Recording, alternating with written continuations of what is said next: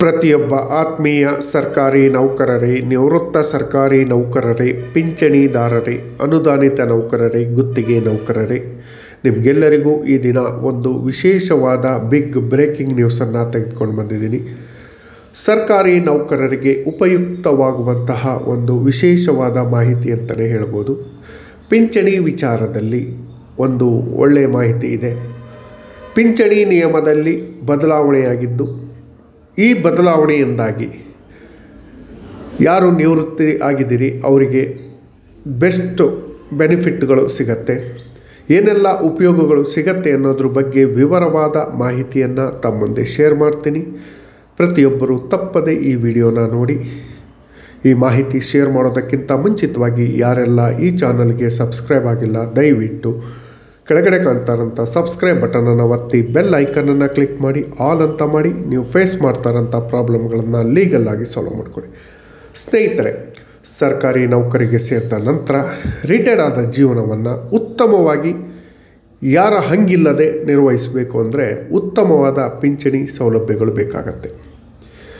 ಕೆಲವೊಂದು ಸರ್ಕಾರಿ ನೌಕರರು ವಯೋನಿವೃತ್ತಿ ಆಗ್ತಾರೆ, 60 ವರ್ಷ ನಂತರ ವಯೋನಿವೃತ್ತಿ ಆಗ್ತಾರೆ.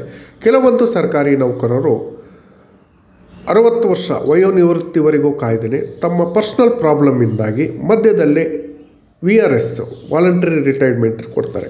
ವಾಲಂಟ್ರಿ ರಿಟೈರ್ಮೆಂಟ್ ಕೊಟ್ಟವರಿಗೆ ಅಡಿಷ್ನಲ್ ಬೆನಿಫಿಟ್ಸ್ಗಳು ಏನೇನು ಇದೆ, ನಿಯಮದಲ್ಲಿ ಏನು ಬದಲಾವಣೆ ಆಗಿದೆ ಅಂತ ಇಲ್ಲಿದೆ ನೋಡಿ. ಸರ್ಕಾರಿ ನೌಕರರೇ, ನಿವೃತ್ತ ಸರ್ಕಾರಿ ನೌಕರರೇ, ಒಂದು ಬಿಗ್ ಬ್ರೇಕಿಂಗ್ ನ್ಯೂಸ್ ಬರ್ತಾ ಇದೆ. VRS ತಗೊಂಡಂಥ ನೌಕರರಿಗೂ ಕೂಡ ಪಿಂಚಣಿ ಬೆನಿಫಿಟ್ಟು, ಪಿಂಚಣಿ ಸೌಲಭ್ಯ ಸಿಗುವಂಥ ಒಂದು ಸುದ್ದಿ ಬಂದಿದೆ. ಸರ್ಕಾರಿ ನೌಕರರಿಗೆ ಒಂದು ಗುಡ್ ನ್ಯೂಸ್. VRS ಪಡೆದಂಥ ನೌಕರರಿಗೂ ಕೂಡ ಪಿಂಚಣಿ ಸೌಲಭ್ಯ ಸರ್ಕಾರದಿಂದ ಹೊಸ ನಿಯಮವನ್ನು ಜಾರಿ ಮಾಡಿದೆ. ಈ ಹಿಂದೆ VRS ತಗೊಂಡವರಿಗೆ ಎಷ್ಟು ಪೆನ್ಷನ್ ಸಿಗ್ತಿತ್ತು ಅದಕ್ಕಿಂತ ಸ್ವಲ್ಪ ಜಾಸ್ತಿ ಪೆನ್ಷನ್ನು ಹಾಗೂ ಬೆನಿಫಿಟ್ಗಳನ್ನು ಕೊಡುವಂಥ ಒಂದು ಹೊಸ ಮಾರ್ಗಸೂಚಿ ಹಾಗೂ ಸುತ್ತೋಲೆ ಅಂತಲೇ ಹೇಳ್ಬೋದು. ಇದರಲ್ಲಿ ಏನೇನಿದೆ, ಯಾರಿಗೆ ಉಪಯೋಗ ಆಗತ್ತೆ ಅಂತ ನೋಡೋದಾದರೆ, ಸರ್ಕಾರಿ ನೌಕರರಿಗೆ ಸಂತಸ ಸುದ್ದಿ ಹೊರಬಂದಿದೆ. ಹೊಸದಾಗಿ ಜಾರಿಗೆ ಬಂದಿರುವಂತಹ ನಿಯಮದ ಪ್ರಕಾರ ಕೇಂದ್ರ ಸರ್ಕಾರದ ಉದ್ಯೋಗಿಗಳು ಇನ್ನು ಮುಂದೆ ಸ್ವಯಂ ಪ್ರೇರಿತ ನಿವೃತ್ತಿ VRS ತೆಗೆದುಕೊಂಡರೂ ಕೂಡ ಪಿಂಚಣಿ ಸೌಲಭ್ಯವನ್ನು ಪಡ್ಕೊಳ್ಳೋಕ್ಕೆ ಅವಕಾಶವನ್ನು ಮಾಡಿಕೊಡಲಾಗಿದೆ. ಈ ನಿಯಮವು 20 ವರ್ಷ ಅಥವಾ ಅದಕ್ಕಿಂತ ಹೆಚ್ಚಿನ ಸರ್ವಿಸನ್ನು ಮಾಡಿರುವಂತಹ ನೌಕರರಿಗೆ ಅನ್ವಯ ಆಗತ್ತೆ.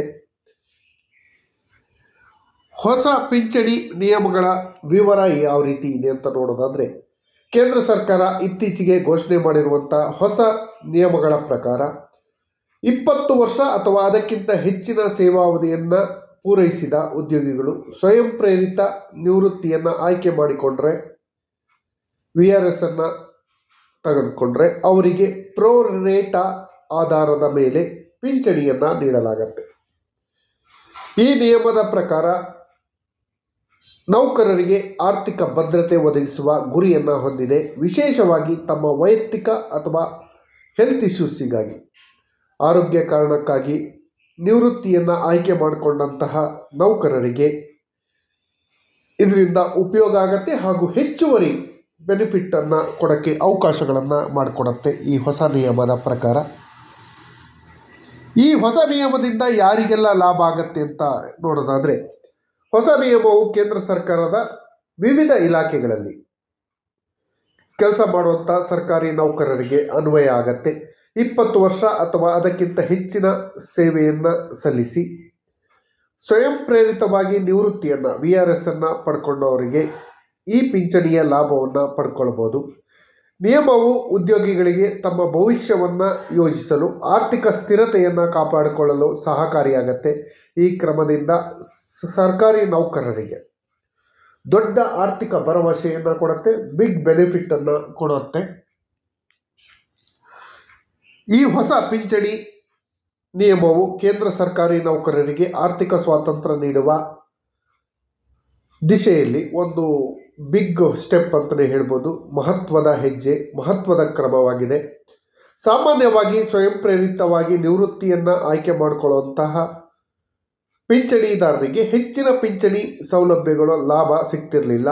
ಆದರೆ ಈ ಹೊಸ ನಿಯಮದ ಪ್ರಕಾರ ಈ ಕೊರತೆಯನ್ನು ತುಂಬುತ್ತೆ. ಇದರಿಂದಾಗಿ ಉದ್ಯೋಗಿಗಳು ತಮ್ಮ ವೈಯಕ್ತಿಕ ಜೀವನ ಹಾಗೂ ಗುರಿಯನ್ನು ಸಾಧಿಸಲು ಆರ್ಥಿಕ ಭದ್ರತೆಯನ್ನು ಇಟ್ಕೊಂಡು ಜೀವನ ಮುನ್ನಡೆಸಲು ಸಾಧ್ಯ ಆಗತ್ತೆ. ಈಗಾಗಲೇ VRS ಬಗ್ಗೆ ಒಂದು ವಿಡಿಯೋನ ಮಾಡಿ ಹಾಕಿದ್ದೀನಿ. ಯಾವ ವರ್ಷಕ್ಕೆ ನೀವು VRS ತಗೊಂಡ್ರೆ ಎಷ್ಟೆಷ್ಟು ಪಿಂಚಣಿ ಸಿಗತ್ತೆ, ಪೂರ್ಣ ಪ್ರಮಾಣದ ಪಿಂಚಣಿ ಪಡೆಯೋಕ್ಕೆ ಎಷ್ಟು ವರ್ಷ ಸರ್ವಿಸ್ ಮಾಡಬೇಕು, ಅದರ ಬೆನಿಫಿಟ್ಗಳು ಏನು ಅನ್ನೋದ್ರ ಬಗ್ಗೆ ಈಗಾಗಲೇ ಈ ಚಾನಲ್ನಲ್ಲಿ ವಿಡಿಯೋವನ್ನು ಮಾಡಿ ಹಾಕಿದ್ದೀನಿ. ತಾವು ಅದರ ಉಪಯೋಗವನ್ನು ಪಡ್ಕೊಳ್ಬೋದು. ಕೇಂದ್ರ ಸರ್ಕಾರಿ ನೌಕರರು ಈ ಹೊಸ ನಿಯಮದ ಪೂರ್ಣ ಮಾಹಿತಿಯನ್ನು ಪಡೆಯಲು ತಮ್ಮ ಇಲಾಖೆಯ ಮಾನವ ಸಂಪನ್ಮೂಲ ವಿಭಾಗ HRMS ಅನ್ನು ಸಂಪರ್ಕಿಸಿ. ಒಂದು ವೇಳೆ ಸ್ವಯಂ ಪ್ರೇರಿತವಾಗಿ ನಿವೃತ್ತಿಯನ್ನು ಆಯ್ಕೆ ಮಾಡಿಕೊಳ್ಳಲು ಯೋಚಿಸಿದರೆ, ಏನಾದರೂ ಪ್ಲಾನ್ ಮಾಡ್ಕೊಂಡಿದ್ರೆ, ಈ ಪಿಂಚಣಿ ಸೌಲಭ್ಯದ ಬಗ್ಗೆ ಸ್ಪಷ್ಟತೆಯನ್ನು ಪಡ್ಕೊಳ್ಳಿ. ಎಲ್ಲ ಮಾಹಿತಿಯನ್ನು ಫಸ್ಟ್ ಪಡ್ಕೊಂಡು ತದನಂತರ ನೀವು ಮುಂದಿನ ಸ್ಟೆಪ್ಪು ಇಡಿ. ಹೆಚ್ಚಿನ ಮಾಹಿತಿಗಾಗಿ ಕೇಂದ್ರ ಸರ್ಕಾರದ ಅಧಿಕೃತ ವೆಬ್ಸೈಟ್ಗಳಲ್ಲಿ ಅಧಿಸೂಚನೆಯನ್ನು ಪರಿಶೀಲಿಸಿ ಸಂಬಂಧಪಟ್ಟ ಇಲಾಖೆಯನ್ನು ಸಂಪರ್ಕಿಸಿ ಇದರ ಬಗ್ಗೆ ಮಾಹಿತಿಯನ್ನು ಪಡ್ಕೊಬೋದು. ಅನಿವಾರ್ಯ ಕಾರಣ ಇದ್ದರೆ ಮಾತ್ರ VRS ಅನ್ನು ತಗೊಂಡ್ಕೊಳ್ಳಿ. ಅದರ್ವೈಸು ನೀವು VRS ತಗೊಂಡ್ರೆ ವೇಸ್ಟ್ ಆಗುತ್ತೆ. ನಿಮ್ಮಲ್ಲಿ ದುಡಿಯುವ ಶಕ್ತಿ ಇದ್ದರೆ ಖಂಡಿತವಾಗಿ ನಿಮ್ಮ ಸರ್ವಿಸನ್ನು ಪೂರ್ಣಗೊಳಿಸಿ ಪೂರ್ಣ ಪ್ರಮಾಣದ ಪಿಂಚಣಿ ತಗೊಂಡು ನಿವೃತ್ತಿಯ ಜೀವನವನ್ನು ಉತ್ತಮವಾಗಿ ಮಾಡಿಕೊಳ್ಳೋಕ್ಕೆ ಅವಕಾಶಗಳು ಇದೆ. ಇದೇ ರೀತಿಯ ಪಿಂಚಣಿಗೆ ಸಂಬಂಧಿಸಿದ ನಿಯಮಗಳಿಗೆ ಸಂಬಂಧಪಟ್ಟ ಹಾಗೆ ಪಿಂಚಣಿ ಕ್ಯಾಲ್ಕುಲೇಷನ್ ಯಾವ ರೀತಿ ಮಾಡ್ತಾರೆ, ಪೂರ್ಣ ಪ್ರಮಾಣದ ಪಿಂಚಣಿಯನ್ನು ಪಡ್ಕೊಳ್ಬೇಕಾದ್ರೆ ಏನೇನು ಮಾಡಬೇಕು ಅನ್ನೋದ್ರ ಬಗ್ಗೆ ಪ್ರತ್ಯೇಕವಾದ ವಿಡಿಯೋಗಳು ಈ ಚಾನಲ್ನಲ್ಲಿ ಇದೆ. ದಯವಿಟ್ಟು ಆ ಚಾನಲ್ನಲ್ಲಿ ಇರುವ